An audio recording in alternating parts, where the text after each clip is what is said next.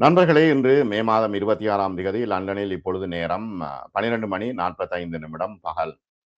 இப்ப Tehran Iran அமெரிக்காவினுடைய நிலைகள் மீது தாக்குதல் நடத்தப் போகின்றதா என்றால், தாக்குதல் நடத்தப் போவதாகவே தற்பொழுது தகவல்கள் தெரிவிக்கின்றன. என்ன விஷயம் என்றா, இப்ப சென்காம் அமெரிக்கா என்ன சொல்லி இருக்கிறேன்னா, நாங்கள் லேசா அடிக்கிறோம், நீங்க எங்களுக்கு அடிக்காதீங்க என்றதான் அவர்களுடைய இந்த விஷயம்.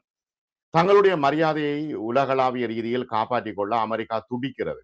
ஏன்னா இஸ்ரேலுக்கும் அமெரிக்காவுக்கும் விழுந்த அடி தாங்க முடியாமல் எழும்ப முடியாமல் இருக்கிறது. அமெரிக்க நிலைகளை மீள கட்டி எழுப்புவதற்கு பல பில்லியன் பவுண்ட்ஸ்களோ டாலர்களோ தேவைப்படுகின்ற ஒரு சூழ்நிலையில் இப்பொழுது சென்கம் சொல்லி இருக்கிறது, ஈரான் மீது ஒரு தற்காப்பு தாக்குதலை நடத்துகிறோம். அது கட்டார்ல பேச்சுவார்த்தை நடக்குது.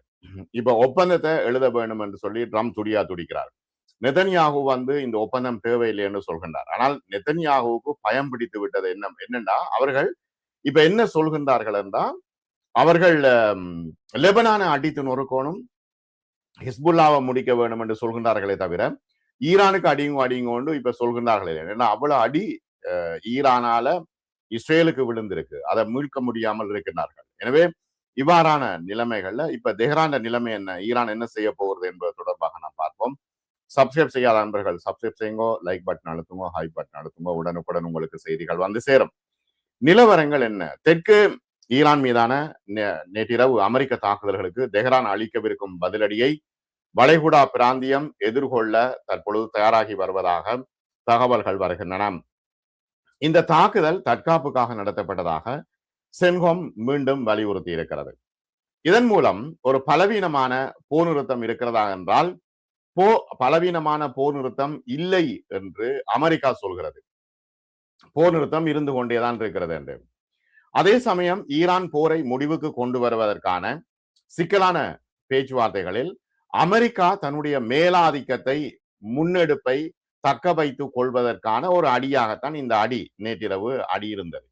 ஆனால் ஈரான் சொல்கிறது அவ்வாறல்ல, முழுமையாக நாங்கள் தாக்குதல் நடத்த ஆரம்பித்தோம் என்றால் எல்லாத்தையும் நாங்கள் அடித்து உடைப்போம் என்று ஈரான் சொல்லிக் கொண்டிருக்கிறது.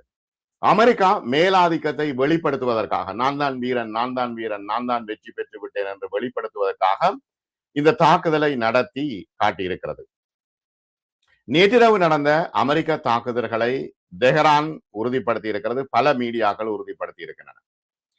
ஈரான் மீதான எந்த ஒரு புதிய தாக்குதலும் பிராந்தியத்துக்கு அப்பால் மிகவும் கடுமையான பதிலடியை உருவாக்கும் என்றும், அது முன்பை விட வலிமையானதாக இருக்கும் என்றும் ஈரானிய ராணுவ செய்தி தொடர்பாளர் அஃபோல் ஃபால்ஸ் செராக்சி செவ்வாய்க்கிழமை அன்று போர்ஸ் செய்தி நிறுவனத்திடம் தெரிவித்திருக்கிறார். பந்தர் அப்பாஸ் பகுதியில் 3 தாக்குதல்கள் நடத்தப்பட்டதாக ஈரானிய ஊடகங்கள் செய்தி வெளியிட்டிருக்கின்றன, அமெரிக்கா தாக்குதல் நடத்திய விஷயம். இருப்பினும் இஸ்லாமிய புரட்சிகர பாதுகாப்பு படை IRGC ஒரு அறிக்கையில் MQ-9 ஆளில்லா விமானம், RQ-4 ஆளில்லா விமானம் மற்றும் ஊடுருவிய F-35 போர் விமானம் ஆகியவற்றை கண்டறிந்து கண்காணித்ததாக தெரிவித்திருக்கிறது. ஆக்கிரமிப்பு அமெரிக்க ராணுவம் என்று ஈரான் விவரித்ததன் மூலம் போர் நிறுத்தத்தை மீறுவதற்கு எதிராக IRGC எச்சரித்திருக்கிறது.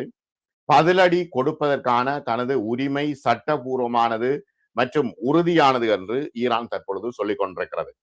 இன்று நடத்துமா, நாளை நடத்துமா, தாக்குதல்கள் தொடர்ச்சியாக நடத்தப்படுமா, எப்பொழுது நடத்தப்படும் என்பது தொடர்பாக ஈரான் இதுவரை எதுவும் சொல்லவில்லை. ஆனால் தாக்குதல் நடத்தினா அது கடுமையான தாக்குதலாக இருக்கும் என்று ஈரான் மீண்டும் மீண்டும் சொல்லிக் கொண்டிருக்கிறது. அமெரிக்க தாக்குதல்கள் தற்பொழுது ஈரான் மீது இருந்த போதிலும் ஒப்பந்தம் தொடர்பாக பேச்சுவார்த்தைகள் தொடர்கின்றன கட்டாரில் என்று அமெரிக்க வெளியுறவுத்துறை செயலாளர் மார்க்கோ ரூபியோ இன்று காலை இந்தியாவில் இருந்து தெரிவித்திருக்கிறார். முன்னும் பின்னுமாக பல பேச்சுவார்த்தைகள் நடந்து கொண்டிருக்கின்றன. ஆனால் என்னென்ன விஷயங்கள் அதில் உள்ளடக்கப்படும் என்று இன்னும் முடிவில்லை என்று சொல்கின்றார்கள். இந்த கட்டார பேச்சுவார்த்தைக்கு உள்ளே கொண்டு வந்தது அமெரிக்கா தான். ஏனெனில் இப்ப அமெரிக்காவா ஈரானா வல்லரசு என்கின்ற ஒரு பெரிய போட்டி நடந்து கொண்டிருக்கிறது. இப்ப இல்லாவிட்டா அமெரிக்கா ஒரு சாதாரணமான நாடாக இருந்தால், ஈரான் சாதாரணமாக நாடாக இருந்தால் இதுவரையில அடித்து உடைத்து நொறுக்கி இருப்பார்கள்.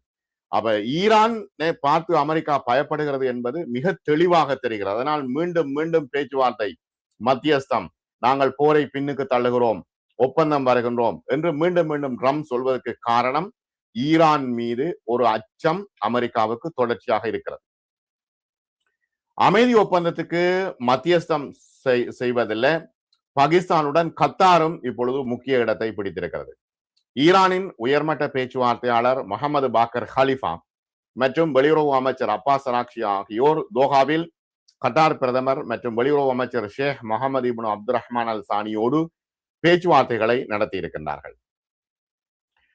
கட்டாரில் நடந்த பேச்சுவார்த்தைகள் குறித்து ஹாலிஃபா மற்றும் அராக்சி இன்னும் கருத்து தெரிவிக்காத நிலையில் ஈரானிய நாடாளுமன்றத்தில் தேசிய பாதுகாப்பு மற்றும் வெளியுறவு கொள்கை ஆணையத்தின் செய்தி தொடர்பாளரும் ஈரானிய நாடாளுமன்ற உறுப்பினருமான இப்ராஹிம் ரசாய் டோஹாவில் உள்ள ஈரானிய தூதுக்குழுவிடம் அவர்கள் வெற்றி பெற்ற அதிகார நிலையிலிருந்து பேச்சுவார்த்தை நடத்த வேண்டும் என்றும் சிவப்பு கோடுகளை வெள்ளை அடிக்க கூடாது என்றும் வலியுறுத்தி இருக்கிறார். சரியான முறையில இருந்து பேச்சுவார்த்தை நடத்துங்கோ, அமெரிக்காவுக்கு அடிபணிந்து போக தேவையில்லை என்றும் அவர் சொல்லியிருக்கின்றார். போரின் திட்டவட்டமான வெற்றியாளர் ஈரான் தேசமாகவே இருந்து வருகிறது என்றும் ரெசாய் தளத்தில் பதிவிட்டிருந்தார். அதான் இப்பொழுது அமெரிக்காவுக்குள்ள பிரச்சனை. ட்ரம்ப் சொல்கின்றார் நாங்கள் தான் வெற்றி என்று. ஆனால் ஈரான் மட்டுமில்ல, ராணுவ ஆய்வாளர்கள், போரியல் ஆய்வாளர்கள் எல்லோரும் சொல்லிக் கொண்டிருக்கின்றார்கள் ஈரானுடைய பலம் பெரிது. அது மட்டுமல்ல, திரும்பவும் ஒரு யுத்தம் என்று வந்தால் ஈரானுடைய ஏவுகணைகள் இஸ்ரேலையும் மத்திய கிழக்கையும் அழித்துவிடும், அமெரிக்க நிலைகளை அழித்துவிடும். இப்ப ஏற்கனவே ஈராக்ல ஒரு நிலையை இஸ்ரேல் வைத்திருக்கிறது, ஒரு கேம்பை வைத்திருக்கிறது என்று சொல்லி தகவல் வந்திருக்கின்றன.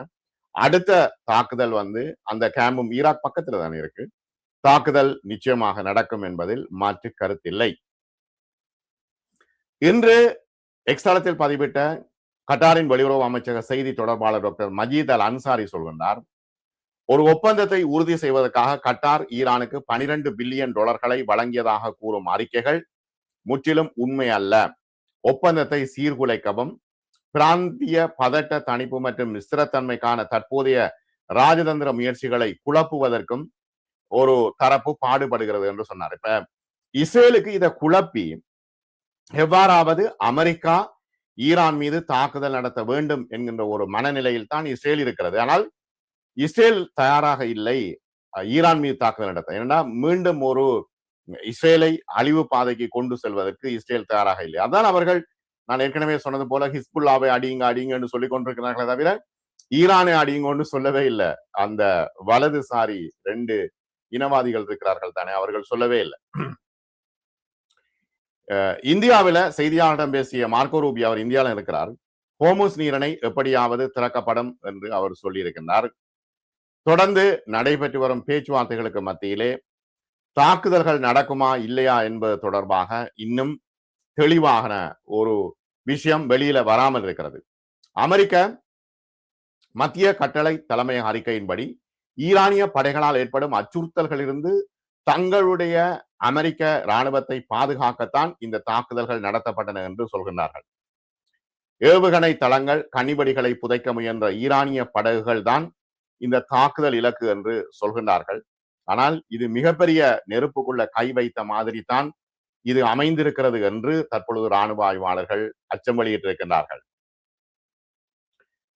தெஹ்ரானின் வெளியுறவு கொள்கை செய்தி தொடர்பாளர் இஸ்மாயில் பாக்கையின் கூற்றுப்படி அமெரிக்காவுடனான ஒப்பந்தத்தை இறுதி செய்வதற்கு எந்த கால வரையறையோ அல்லது கெடுவோ இல்லை என்று சொல்லியிருக்கிறார்கள். இஸ்ரேல் மற்றும் பிராந்தியத்தின் பிற நட்பு நாடுகளுடனான தொலைபேசி உரையாடல்களுக்கு பிறகு ஹோமுஸ் நீரிணையை திறப்பது உள்ளிட்ட ஈரானுடனான ஒப்பந்தம் பெரும்பாலும் பேச்சுவார்த்தை நடத்தப்பட்டு விட்டது என்று ட்ரம்ப் சொல்லியிருக்கின்றார். சனிக்கிழமை சொன்னார். ஆனால் அதற்கு முரணாக இருக்கிறது. பேச்சுவார்த்தை எதுவும் முடிவுக்கு வரவில்லை. ஒப்பந்தம் வருமா வராதா என்று இருக்கிறது. ஒப்பந்தத்தின் இறுதி அம்சங்களும் விவரங்களும் தற்பொழுது விவாதிக்கப்பட்டு வரும்.